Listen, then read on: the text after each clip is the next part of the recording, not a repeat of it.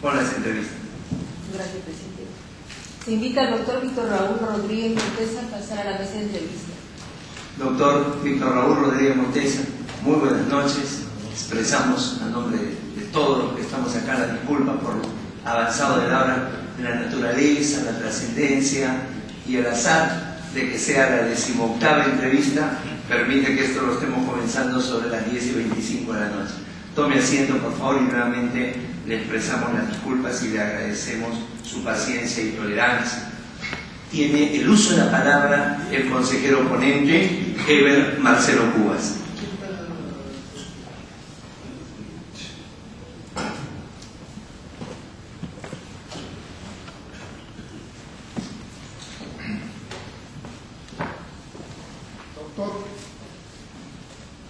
Doctor Rodríguez Montesa,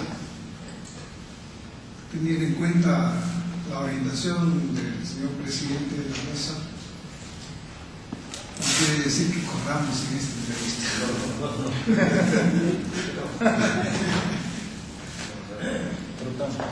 Vamos a tratar. En su carpeta registra haberse capacitado en materia de precedentes vinculantes. ¿Puede usted hacer una diferencia entre jurisprudencia y precedentes vinculantes? ¿Cuál de las dos conductas es de obligatorio cumplimiento? En primer lugar, buenas noches, señor presidente, señores consejeros. El tema de la hora, cuando tenemos un compromiso, no es trascendente. En cuanto a su pregunta, que es de obligatorio cumplimiento, es el precedente. La jurisprudencia es una decisión que emana de la instancia suprema, pero que importa la decisión final. En cambio, el precedente es como una norma derivada de un caso concreto que se aplica a otros casos similares o análogos. Correcto. Por otro lado, usted ha tenido también capacitación en el método de investigación criminal. ¿Puede usted compartir ese conocimiento? ¿Existe algún protocolo de existir, digamos, en qué consiste? El tema de mayor trascendencia en materia de la preservación de la escena del crimen importa todo un procedimiento desde el inicio de la ubicación de los peritos, especialistas y funcionarios en la conservación no solo de la escena del crimen, sino de todos los enseres, que al final van a ser la base de lo que puede constituir el referente o soporte, sustento de la teoría del caso que se va a proponer. El tema, como digo, de la investigación criminal tiene como principal ítem el escenario. Correcto. Usted también ha sido, digamos, formado bajo la docencia por competencia. ¿Podría usted discutir un poco sobre este tema? Sí, fue un curso extraordinario, excepcional, y creo que es algo de lo que me alegro mucho por haber sido participante. Fue desarrollado por la Academia de la Magistratura conjuntamente con la Universidad de Sainz y con el apoyo del Banco Mundial. Digamos, el curso trató de resaltar la enseñanza para un nuevo concepto, ya no el aprendizaje del saber, sino el aprendizaje del pensar, del razonar, analizando las figuras o instituciones jurídicas en base al método del caso. El tema de las competencias iba justamente a eso, o sea, generar actitudes de pensamiento, de reflexión y de crítica de lo que se conoce, de lo que se sabe, y su aplicación correcta o adecuada a un caso determinado. Por eso el título es bajo el método del caso, agregado ahí. Mis felicitaciones porque usted ha sido titulado tanto en el grado académico de magíster como en el doctorado. En el caso del doctorado, ¿cuál ha sido el tema que escogió como tesis? ¿Podría explicarnos así muy sucintamente este tema? El título es en sucinto los elementos de la naturaleza jurídica de la prescripción y la caducidad, que tratan de hacer un análisis, en ese caso de hacer un análisis reflexivo y crítico de las instituciones de la protección de la privacidad desde el punto de vista normativo y jurisprudencial, en el sentido de destacar que hay muchos casos en los cuales estas dos figuras no obedecen sino a una cuestión arbitraria del legislador y no tienen mayor sustento, y además tienen como base conceptos errados en cuanto a las figuras de lo que es la acción y el derecho mismo. Continuando con su aporte académico, aquí vemos en la experiencia profesional un documento calificado con una nota sobresaliente, 18.1, y en la segunda calificación 18.8 sobre derecho de familia. ¿Podría explicarnos, por favor, ese tema? En el caso del derecho de familia era una causa referida al conflicto del derecho a la identidad. Actualmente, ya la Corte Suprema también aplicó el criterio y ya lo ha sentado en otras causas similares. El derecho a la identidad es un derecho imprescriptible como derecho fundamental y por lo tanto ya no está sujeto a los plazos previstos en el Código Civil para los efectos de la impugnación de la paternidad. Es decir, cuando un padre pretende reconocer a un hijo, o en este caso, este hijo ya está reconocido por otro que no es el verdadero padre, no se le permitía al verdadero padre este reconocimiento en tanto el anterior no lo negase, ¿no? Este conflicto obviamente fue visto ya no desde el punto de vista formal del código que negara este tipo de acción, sino desde el punto de vista del derecho a la identidad, por la cual sí se permite ese tipo de acción. Usted ha abordado en algún momento la prescripción y caducidad. Sí. Por favor, explíquenos sobre eso. Bueno, en la prescripción tenemos el concepto tradicional que la prescripción mata la acción. Sin embargo, ya los estudios más recientes han determinado, pasando del análisis de diferentes figuras, que en realidad la prescripción no mata la acción, sino mata la pretensión. De tal suerte que una persona, en base a un derecho, puede tener una pretensión, como en el caso, por ejemplo, de las acciones denominadas cambiarias, que son pretensiones cambiarias, y estas pueden estar limitadas en su ejercicio por la prescripción, pero la otra, la pretensión causal, todavía sigue vigente. O sea, no es que mate la acción. Además, actualmente la acción es conocida como un derecho subjetivo, abstracto y genérico, que no es disponible y todos la ostentamos, aunque no la ejerzamos, porque en cualquier momento la podemos ejercer. Gracias. Dentro de las publicaciones hay una que me llama la atención y está abordado con relación a la nueva ley universitaria. Yo creo que es un tema de mucho debate, ¿no? Y queremos conocer su apreciación sobre este tema. Sí, el análisis de este artículo se ubica en la perspectiva de la función del sistema jurídico.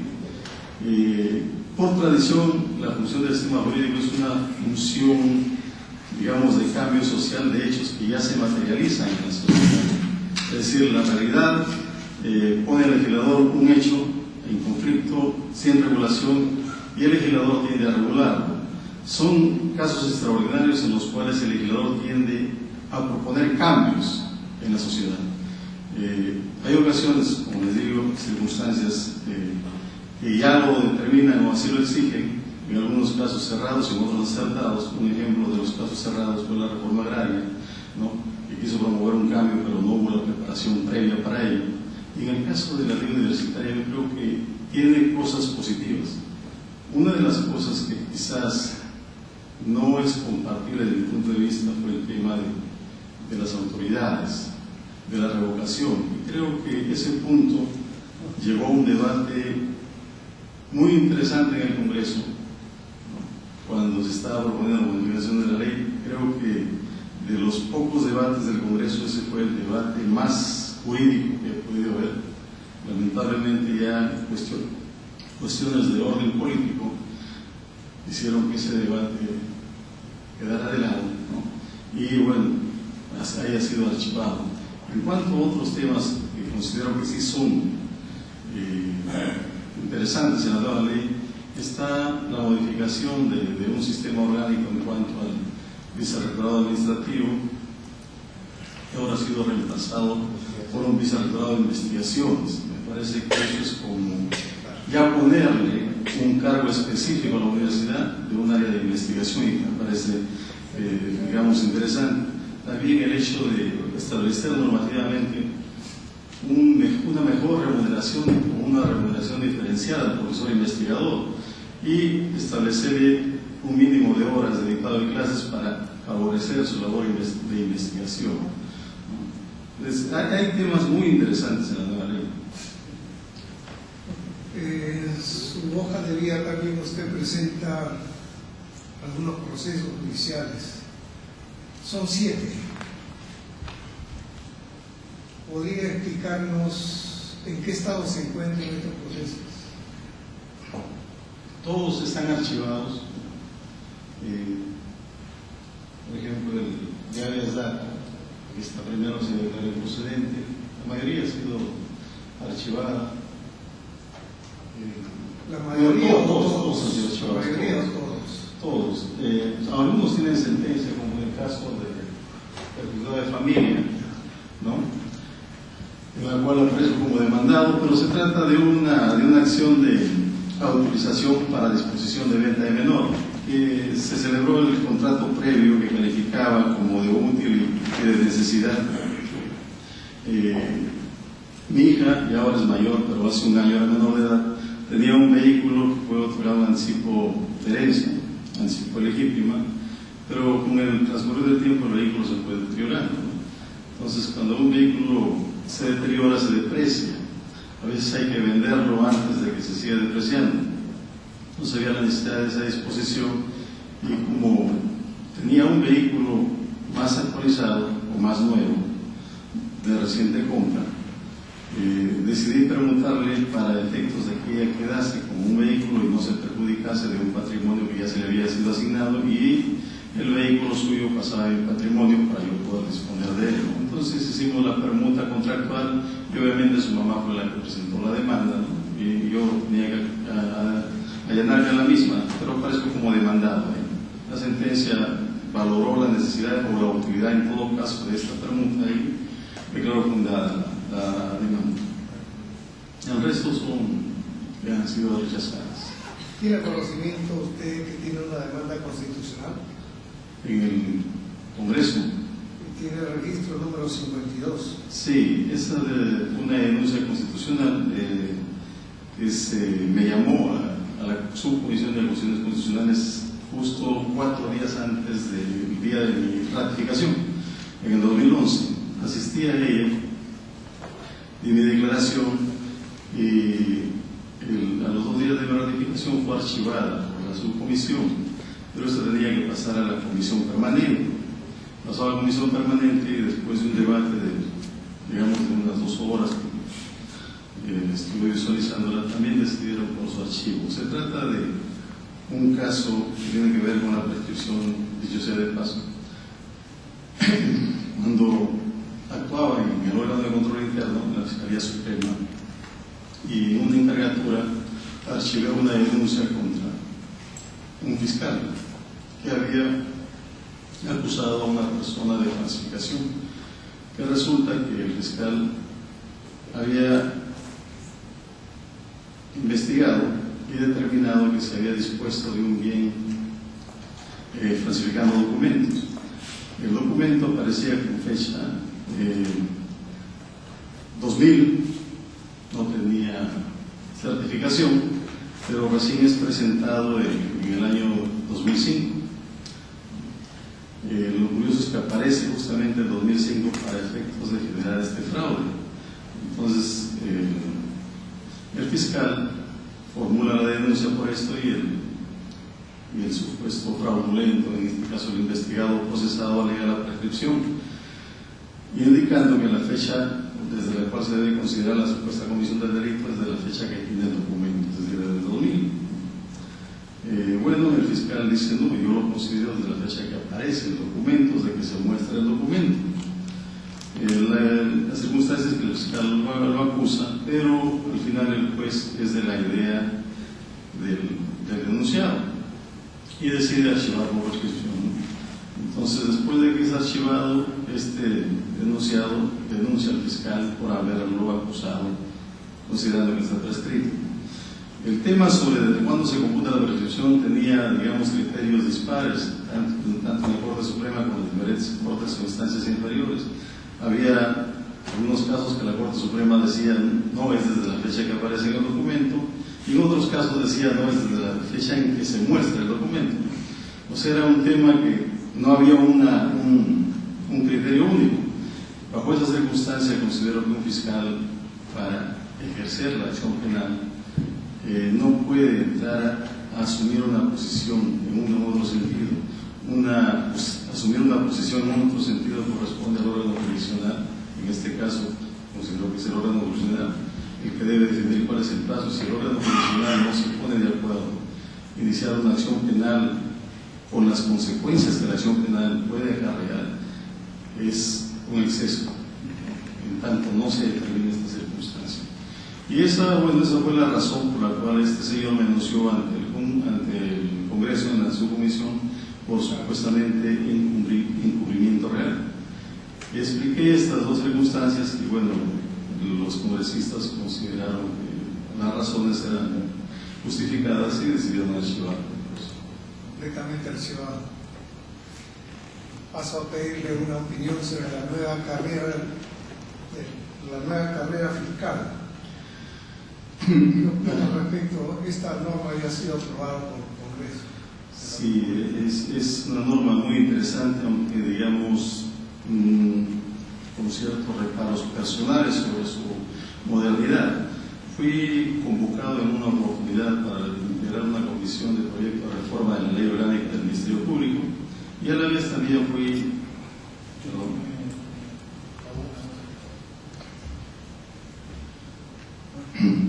notificado para dar mi opinión sobre algunos preceptos del proyecto de la Ley de la Carrera Fiscal. Digamos que tiene novedades, pero creo que ha olvidado temas puntuales. Actualmente vivimos una tendencia, creo yo, que es una tendencia positiva, de la generación de estados de derecho garantistas y democráticos. Es decir, ya pasamos del funcionalismo, neofuncionalismo a unos sistemas garantistas y democráticos, lo cual significa que todas las instituciones de un Estado deben entender por esos dos entes o vectores fundamentales que son el garantismo y la democracia. A diferencia del Poder Judicial, que tiene un estamento en los cuales participan de manera democrática los diferentes niveles o instancias de magistrados, en el Ministerio Público no existe, ¿no? En el Poder Judicial se llama el Consejo Ejecutivo, tiene una participación democrática con elección vía representación o delegación, y se eligen a sus representantes para estar en una instancia máxima. En el Ministerio Público no existe eso, o sea, no hay una participación democrática, digamos, similar a esta institución. Otra circunstancia bajo ya este concepto democrático y garantista es de que el Ministerio Público no ha determinado dentro de sus dos funciones cuál es la función principal. Funcionalmente el Ministerio Público tiene dos funciones consagradas en su ley orgánica también. Una es la defensa de la legalidad y la otra es ser el titular de la acción penal, ¿no? Pero estas dos funciones no están determinadas en un orden de privilegio, de tal suerte que muchos consideran que la función principal del Ministerio Público es el ser titular de la acción penal o ser el persecutor del delito. A mi criterio, creo que en principio o de manera privilegiada debe considerarse la defensa de la legalidad, pues desde un punto de vista o perspectiva garantista, incluso el fiscal en su función de perseguir el delito siempre debe respetar la legalidad, la Constitución y los derechos fundamentales. Otra circunstancia que no se ha previsto es que, ya lo dijeron antes, la institución ha sido creada en una época, digamos, de proceso de cambio democrático, ¿no? en el 81, por ahí recién estábamos con una constitución muy nueva, era una creación, digamos, como si fuese de prueba, y se estableció como una institución orgánica, es decir, el Ministerio Público trabaja en base a despachos orgánicos. Y actualmente la tendencia es ya no a lo orgánico, sino a lo funcional, a lo operativo, a lo eficaz, ¿no? De tal suerte que lo que la nueva ley no ha previsto un poco es hacer esa transformación del despacho fiscal funcional, dejando de lado el despacho fiscal orgánico, ¿no? Esas son algunas de las observaciones que he propuesto, pero ahí están, nada más. Una última pregunta de opinión. ¿Qué opina usted sobre la justicia comunitaria y cómo debería o estaría en relación con el Ministerio Público?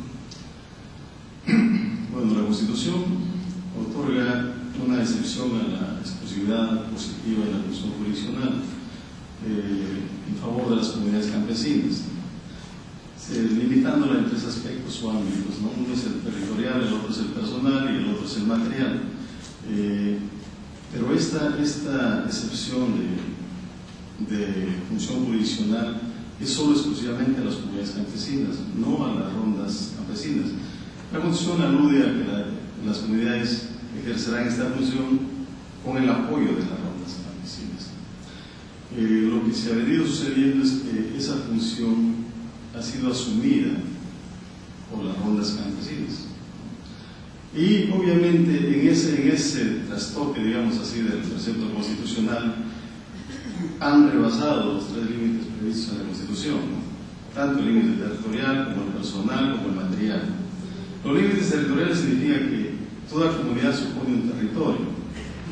Dentro de tu territorio tú ejerces función jurisdiccional, y hemos visto que en el tema de las rondas han habido actuaciones de estas instituciones, organizaciones fuera de su ámbito.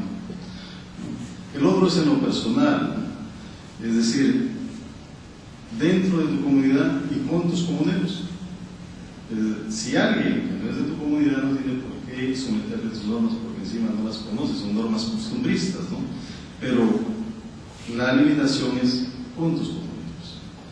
Eso también ha sido rebasado por este tipo de organizaciones, en el sentido de que personas que transitaban, estaban de paso, tenían que ser sometidas a sus normas, a sus reglas y a sus procedimientos.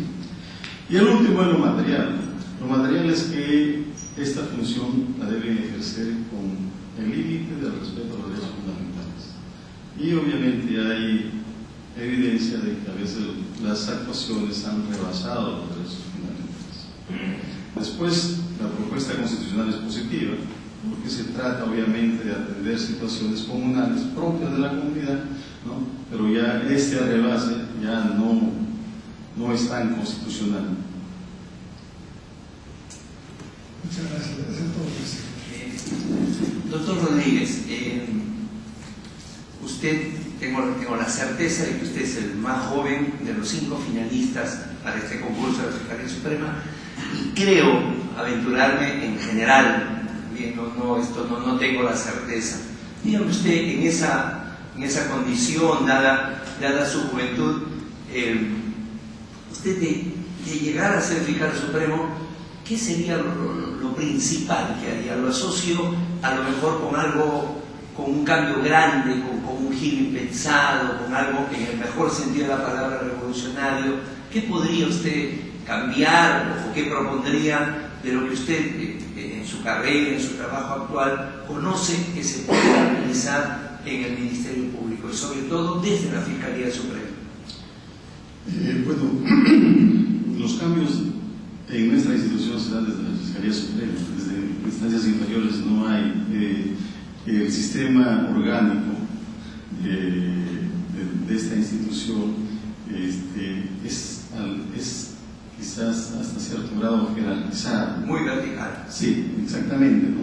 Tal es así como decían los anteriores postulantes. A diferencia del Poder Judicial, que las presidencias de la Corte tienen cierta autoridad para la designación de los provisionales o suplentes en el Ministerio Público, todo está centralizado, ¿no? Las decisiones fundamentales se toman o en la Junta de Fiscales o en la Fiscalía de la Nación. De tal suerte que cualquier cambio solo se puede dar a ese nivel, en las otras solo quedan en propuestas, ¿no? Siempre he defendido esta posición desde que he ingresado a la institución, de que es hora de que se rompan dos paradigmas. Una es la titularidad, ¿no? Y el otro es el ser de carrera. Se considera que si eres titular eres más que provisional, y también se considera que si eres de carrera eres mejor del que viene de fuera. Yo considero, en cuanto a lo primero, que si eres titular eres más que provisional, considero que en la función el desempeño es igualitario.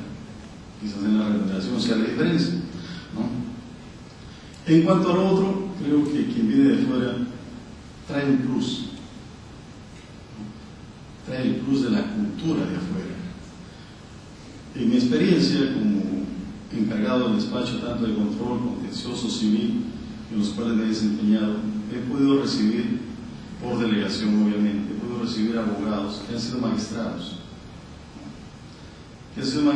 y se dedican a la defensa, y en comentarios ya un poco en el diálogo de la conversación, que decían que recién entendían lo que pasa en el litigante fuera, que una cosa es con cajón estar adentro y otra cosa es estar afuera, que cuando uno nunca ha litigado no sabe lo que siente el litigante cuando uno lo trata, ¿no? Es decir, miramos al litigante o al usuario, en términos más genéricos, al usuario del servicio, como si le estuviéramos haciendo un favor, ¿no? Y en realidad lo que nosotros hacemos en nuestra función es brindar un servicio, y esa es nada más la razón de nuestra función, ¿no? Entonces, yo creo que esos mitos estos paradigmas deben un poco repensarse y quizás ser eliminados, ¿no? Solo de mi parte una pregunta más. En ese sentido de romper paradigmas y de democratizar las cosas, sendas decisiones que tomó la mayoría de los aquí presentes, al menos 5, acerca de un caso que ha sido muy conocido. Se comenzó a cuestionar la conformación que tiene el Consejo Nacional de Magistratura, una cosa que es absolutamente revisable, perfectible, habría que ver, un análisis. De hecho, este pleno va a presentar también un proyecto haciendo una crítica, un análisis, porque no todos pasamos por los mismos filtros, no todos, digamos, somos elegidos de manera universal. En ese sentido, y en un hipotético caso, ¿usted considera que el representante, si se da cuenta que hay un representante de la Corte Suprema y un representante de la Fiscalía Suprema, no sería mejor que en el Consejo existiera un representante del Poder Judicial que pudiera votar los jueces titulares de todas las instancias y un representante del Ministerio Público que pudiera votar todos los fiscales de todas las instancias, doctor Rodríguez Montesa? Creo que sí. Ese sería un buen punto de partida de una democratización de las instituciones, como me refiero. Es más, si uno se pone a pensar que el fiscal de la Nación es el representante de los Supremos, igual es el presidente de la Corte Suprema, él representa a los Supremos, obviamente que por mandato de la ley es representante de todo el poder, ¿no? Pero quienes lo eligieron son sus pares y sin ninguna... Perfecto, o sea, la elección del presidente tendría que ser también bajo esta misma lógica. Si hablamos en ese sentido de la representación. Tiene el uso de la palabra el doctor Máximo Herrera Bonilla. Buenas noches, doctor. Buenas noches. Doctor, usted es fiscal adjunto supremo en lo contencioso administrativo. Actualmente estoy en esa área. ¿Cuál es la razón por la cual en los procesos contenciosos administrativos el fiscal emite dictamen? Bueno, es la razón de la defensa de la legalidad que les dije por el marco constitucional, ¿no? Esa es la principal razón, el sustento fundamental, ¿no?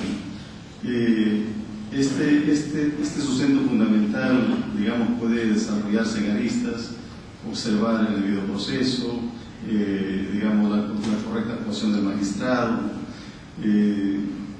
circunstancias que tienen que ver con que el derecho sea respetado en un proceso contencioso administrativo. Sí. El fiscal no tiene interés en el proceso. más que el respeto a la legalidad, ¿no? y los derechos, o el derecho impositivo. El sentido del dictamen fiscal es ilustrar, según una instancia, al juez o a la sala correspondiente. ¿Se cumple este objetivo? La realidad tiene un porcentaje, digamos, de acogimiento del dictamen fiscal, pero hay otro margen que también no es visto, y actualmente con la modificatoria a la ley de proceso contencioso administrativo, ya el dictamen se ha tornado, como se dice de manera expresa, innecesario. Antiguamente el fiscal recibía el expediente y debía determinar, no interesaba el plazo que le tomase. Actualmente tiene un plazo de 15 días y si en 15 días no emite el dictamen debe devolver el expediente sin el dictamen. O sea, el dictamen ya normativamente es innecesario. Pero es bueno quizás exponerlo. Hay una corriente ya iniciada desde hace más o menos 10 años y es revivida por la Defensoría del Pueblo. Es un informe defensorial 121 que ya tiene proyecto de comisión en el sentido de eliminar el dictamen en lo contencioso administrativo por lo innecesario que ya está previsto en la ley, ¿no? Dejándolo solo expresamente para supuestos especiales como son donde hay derechos de menores o donde hay derechos de incapaces o ausentes. En los otros supuestos ya no sería necesario la emisión del dictamen en lo contencioso administrativo. Esa es la propuesta del informe defensorial 121 que ya tiene, digamos, el visto bueno de la Comisión de Justicia del Congreso. Ok, eso es todo. Doctor Víctor Raúl Rodríguez Montesa, le agradezco una vez más su paciencia, su tolerancia. Como usted podrá ver, aquí no solamente está el Pleno, están nuestros funcionarios, nuestros asesores, nuestros administrativos. Este es el Consejo Nacional de Magistratura. Queremos que nuestra marca registrada sea el trabajo y en ese sentido usted nos ha acompañado el día de hoy. Su entrevista personal ha concluido. Buenas noches. Muchas gracias.